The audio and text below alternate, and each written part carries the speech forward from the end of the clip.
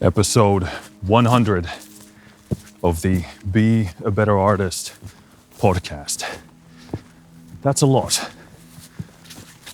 Or is it?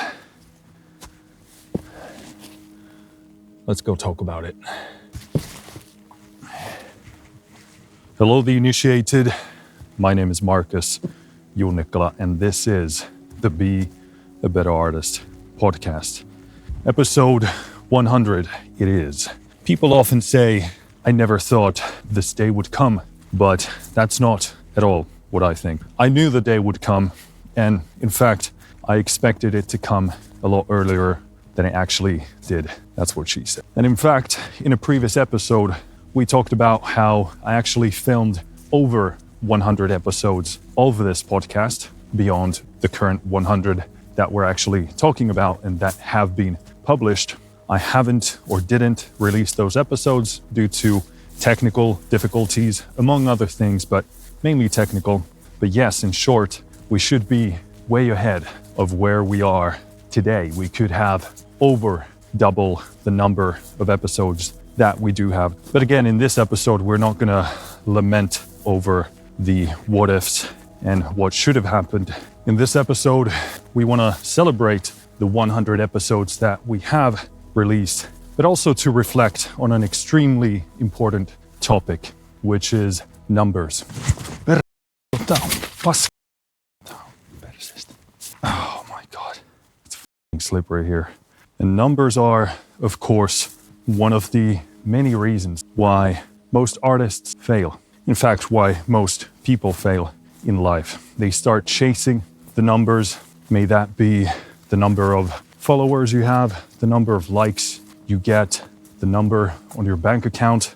It's so easy to get caught up in the numbers and chasing them instead of focusing on what it is that you actually want to achieve. What is the actual meaning? What is the actual change? What is the actual outcome that you want to see as a result of your work? Because when you chase the numbers, you never get to the finish line.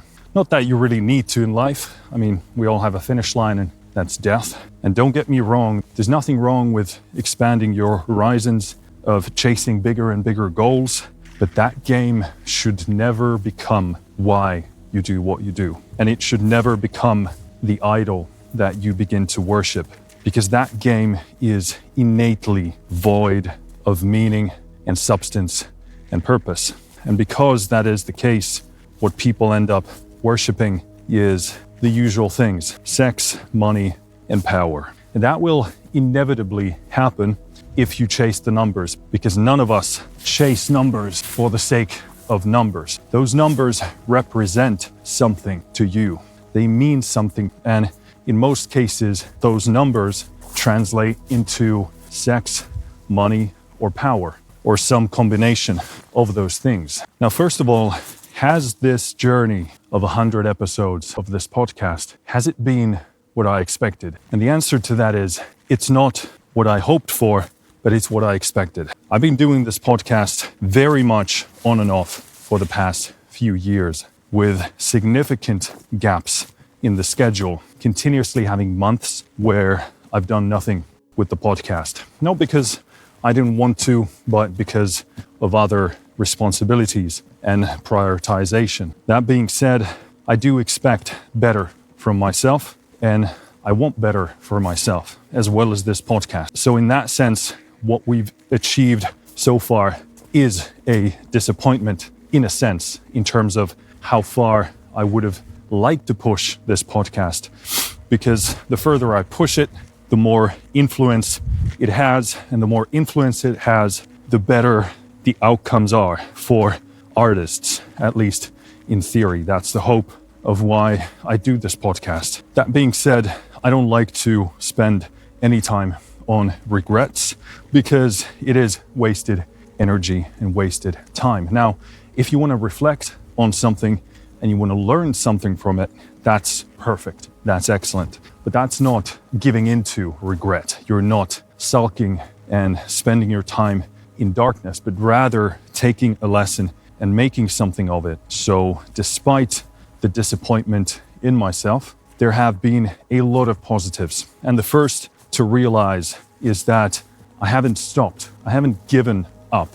And in that sense, I am proud of what we've done here so far, because the sad, dark truth is that most people give up far sooner than that. Most people give up after just doing a few episodes of a podcast. And when they see that nobody cares, again, go back to the numbers, which reflect money, sex, and power.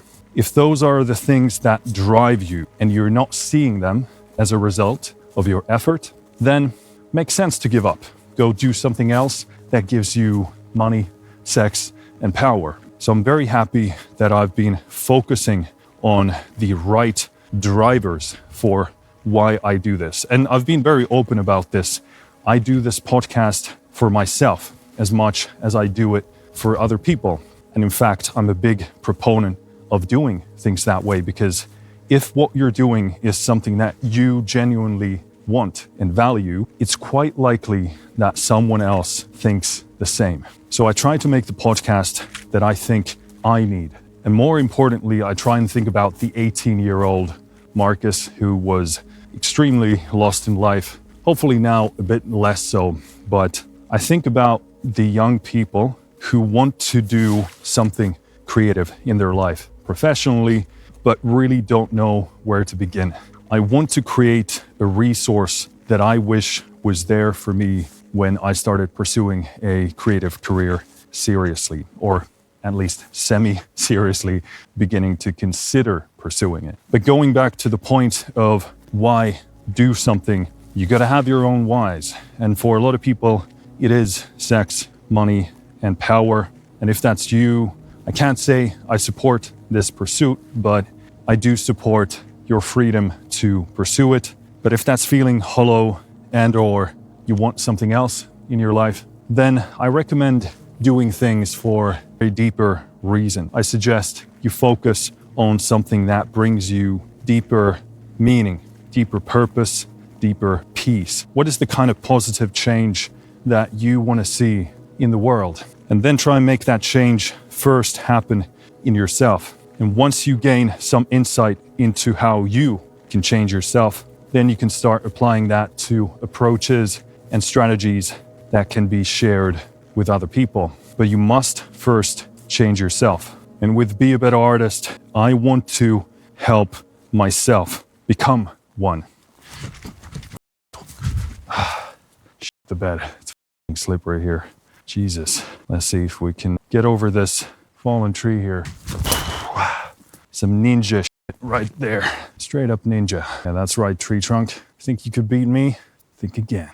Now, one thing I want to talk about is persistence. And this is really a mental muscle that you can train. Persistence is a part of your character, and it's an important part of character development. Again, if you have meaning, if you have purpose behind what you do, that's great. And I'd say you absolutely need that. You need the core idea that you want to aim for and you can get back to when you lose your way. But that core value isn't going to carry you through every single day of pursuing whatever it is that you're trying to build. You gotta be persistent. You gotta persevere. You have to learn to not give in. I've said this many times on this podcast before, because always after a significant hiatus, I tend to come back with an episode talking about getting back on the horse. And that is the most difficult thing to do. The beginning is always the most difficult step. And this is embedded in the very laws of physics. It takes the most energy to get an object into motion. But once it's in motion, it actually takes a lot less energy to keep that momentum going. Now, some people laugh when I say that because they don't think the same thing applies to the mental domain. But if you can't come to realize that it's true, you've either never done it or you're not being truthful or observant or mindful about it. And if we're honest and we examine our life, look at different hobbies or different phases of your life that you began. Starting was difficult. Let's take the gym, for example. Maybe you are going to the gym, or maybe in some phase of your life, you did go to the gym. And in the beginning it was hard, but then after a few weeks, going there actually required far less willpower. Now maybe you haven't experienced this regarding going to the gym, but I guarantee you, if you examine your life and the things you've started and stopped, there's something there where you have learned the lesson of momentum. And while it's great when it gets going, it of course sucks once you again need to get it going. But whenever you need to restart something, remember that this is a mental muscle, a part of your character that you are training. And I think this is genuinely a mental superpower. If you can get back into the fight time and time again, year after year of trying and then stopping and trying again, you are mentally far stronger than most people in this regard. Most people don't do this. If something fails, they drop it and move on to something else that works. There is, of course, wisdom in that. It is smart in many ways. But when you recognize there's something that you absolutely want to do, but regardless, fall off the horse every once in a while or often, in those situations, you need to practice the muscle of persistence, getting back on the horse and mentally overcoming the silent whispers, the dark voices that tell you, you can't do it, you are shit, you're worthless, this will never succeed. That is the enemy speaking. That is the darkness speaking. And you are practicing the fight against that force. Yes, there are people who take great pleasure in your failure, but once again, you need to ask yourself, why do I want to do this? Is this something I would want to do despite what the naysayers say or despite the ridicule? What is the thing that is more important to me than the naysayers or the haters or whatever you want to call them? You have to focus on that, and you have to have humility in the face of that mission. You need to humble yourself in front of that mission and say, yeah, me feeling bad about myself, me feeling humiliated is a price worth paying so that I may continue pursuing this mission. And by the way, as a side note, as a side tip, the people who hate on you or laugh at you, they don't really care as much about you as you might think. Yes, they might take quick and easy and fast pleasure in other people's failure, but they don't think about you nearly as much as you might think. Yes, they might laugh at you. That is pretty short-lived, and then they move on to doing other stuff. For example, laughing at somebody else. So don't throw away your mission, your passion, your vision for the occasional hater, because their hate in terms of its duration and intensity is a very short, quick flash, and then it's gone. The problem is, of course, that from your perspective, you can take a snapshot of that and you can begin to look at that as if it's a picture, where in reality, it was just a single frame in a very, very long movie that was filmed with 1,000 frames per second. So don't get caught up in it. Excuse my heavy breathing at this point, but we are ascending, and also this camera is nowhere near as light as you might think. My shoulders are getting a real workout here, so that's at least the positive. One of the things that I'd also urge you to focus on instead of numbers is the quality of your work. Think about, how can I improve each and every single episode? Is there something in my message that can be clarified? Can I become a better speaker? Can I articulate better? Can I develop better ideas, better arguments? And to do that, you always should make notes of what you created, what was good, and then you keep the good, you keep doing it. And if there was something negative, think about, how could I remove that or improve that? And this also relates to being proud of your work. Being proud of your work doesn't mean that you think it's perfect. You can still see a ton of errors in your work and still be proud of it, because this goes back to what I talk about often, which is relative perfection versus absolute perfection. So absolute perfection would be in a theoretical existence with infinite time, infinite money, infinite resources, infinite skills, what would this thing look like? And of course, very few of us can get to that sort of a level of execution. I think only the pros get to that level because once you start getting some money, you can actually outsource a bunch of the work and you can get a lot of other professionals to do a bunch of work for you. And once you get other people focusing on things that you care less about,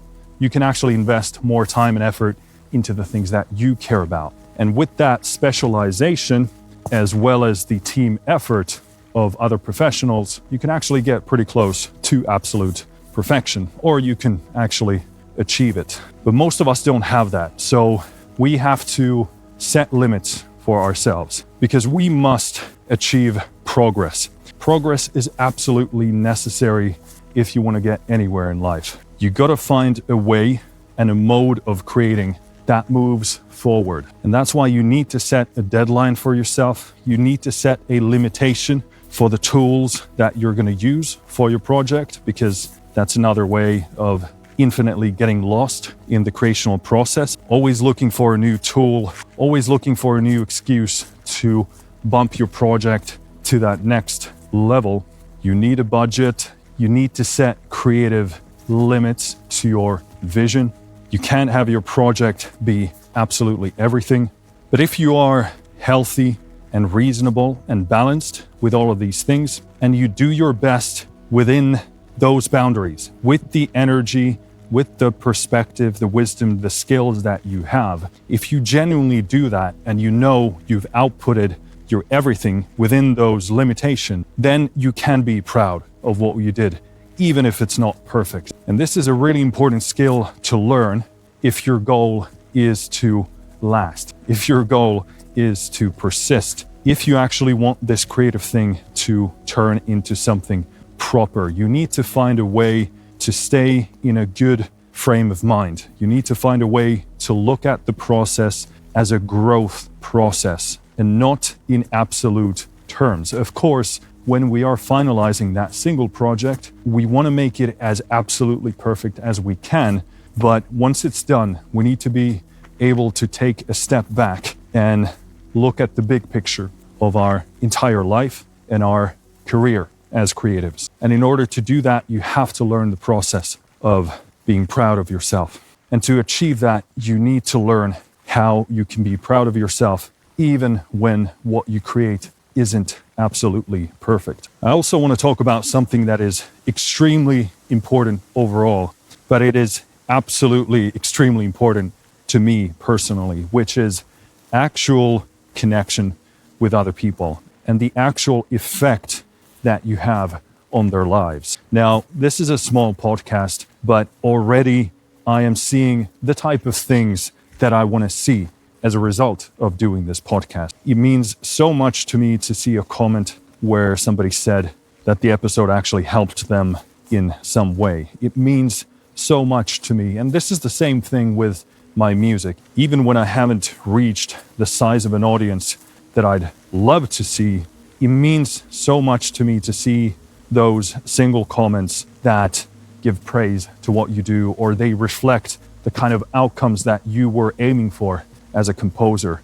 It means everything to me, and I actually keep a list of these comments as a reminder to myself that what you do is meaningful, or at least what you do has the potential to be what you're aiming for. And I would actually recommend that you also keep a list like this, because often I have times when I'm thinking, does this make any sense? Is it good enough? Does anybody care? And most importantly, I care about potential. Does this have the potential to be what I'm envisioning it to be? And in those dark moments, I need actual tangible evidence that yes, what you do can reach the type of levels that you're aiming for, that people see the same vision, they see the same purpose.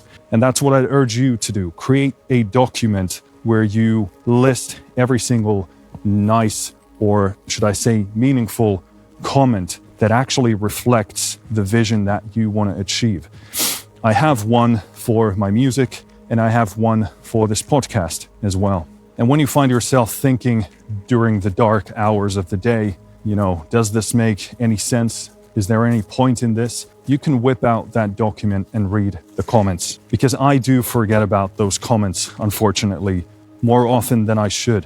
I don't actually like to spend too much time with those comments because I am a recovering narcissist, and there was a point in my life where I didn't want to look at anything like that because I knew it would feed the dark side of me. It would feed the negative parts of my ego.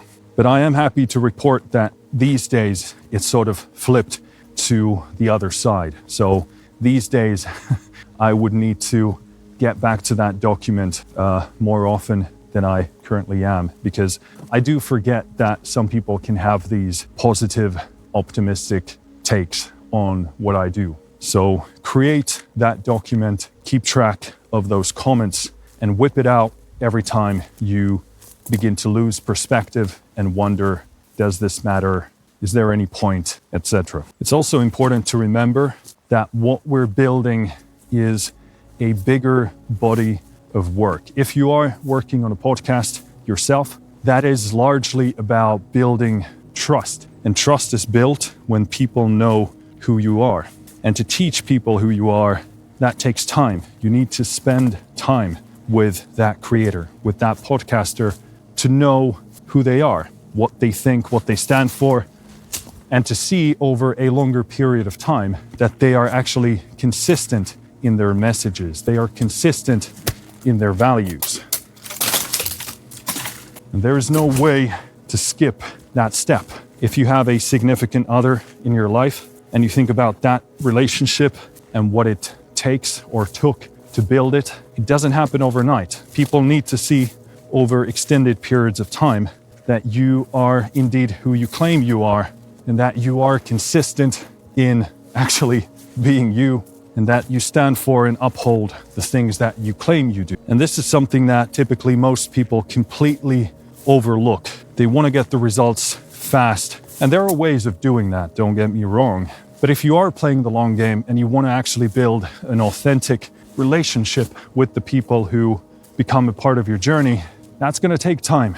And I take great solace in that when I'm thinking that this podcast only has a few hundred listeners a month, which to me, again, when I think about in terms of actual people, if I were to take them and put them here in the woods, it's kind of weird.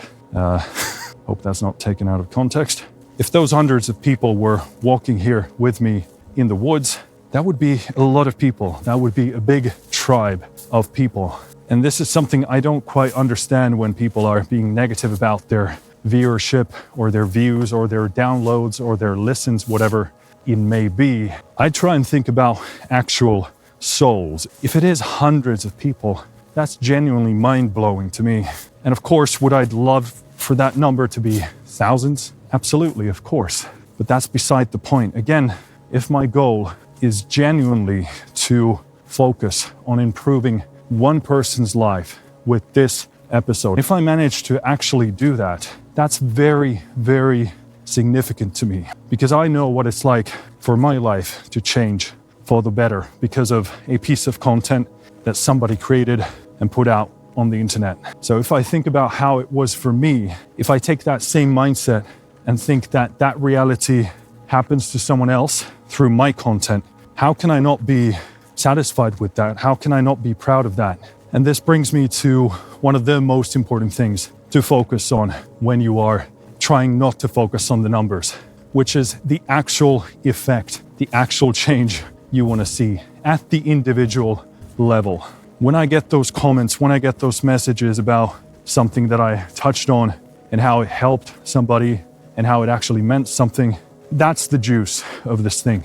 I don't care if it's one person a month, one person a year, it doesn't matter. I'm just going to pursue that change at the individual level, where the rubber meets the road, where it actually matters, where I actually helped change something for the better.